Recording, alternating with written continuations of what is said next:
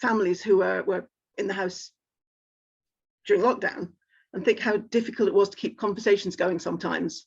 And you think back to a couple who, or might be an adult child and parent who are, one's caring for the other.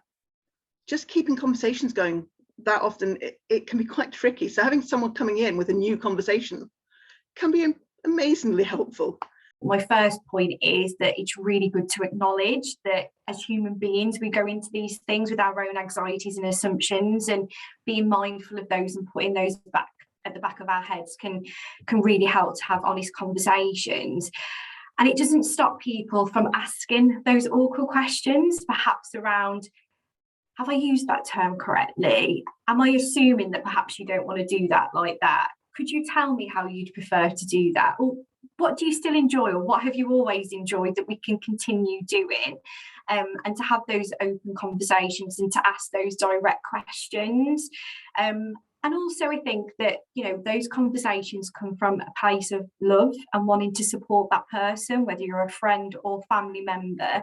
It's being able to time things and not having an agenda, go in with a completely open mind. There is no hard and fast rule, but there is an element of, I suppose, emotional intelligence, being able to have that antennae of saying, actually, what have I got in front of me at the moment? How is that person?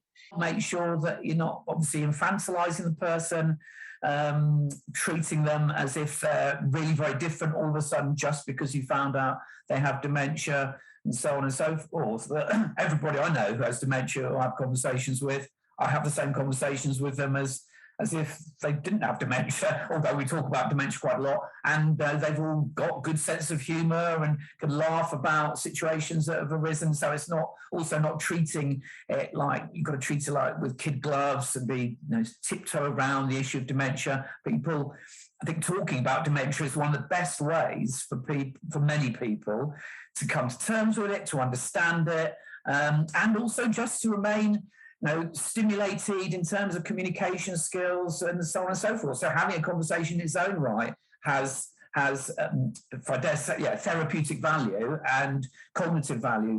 Knowing something about the person is critical.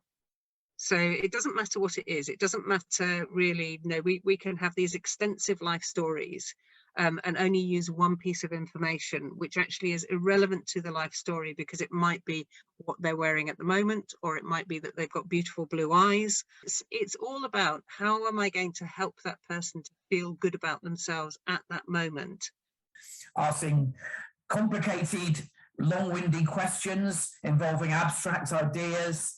Some people with dementia may really struggle to understand what you're asking or saying, and therefore may not be able to participate.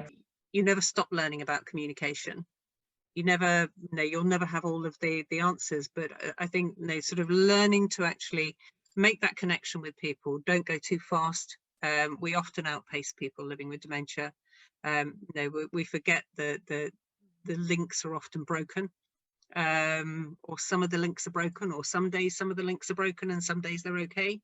Keeping it a little bit more simple, being very explicit about what we're talking about, and listening really carefully and watching what a person does when you communicate with them is absolutely critical. Not jumping in and trying to finish a sentence for them. Let's give them space, give them time, allow them to have that sort of opportunity to communicate their needs in whatever way they want to. And that might just be that they reach out and hold your hand. They might just want to be quiet. In normal life, even married couples, I don't think, tend to spend 24 hours, 7 days a week, full time with each other, which you often do when you're caring for someone. So it can be good for both parties to have that break. And as someone said to me, if you go off and do something else, you've got that wonderful thing that you've got something new to talk about that the other one doesn't know. It depends on the circumstance. It depends on the situation. It depends on how that person is that day. It depends on what's happened to them the day before, even if they can't remember it. The feeling is still there, and how we approach it. So we create what happens next.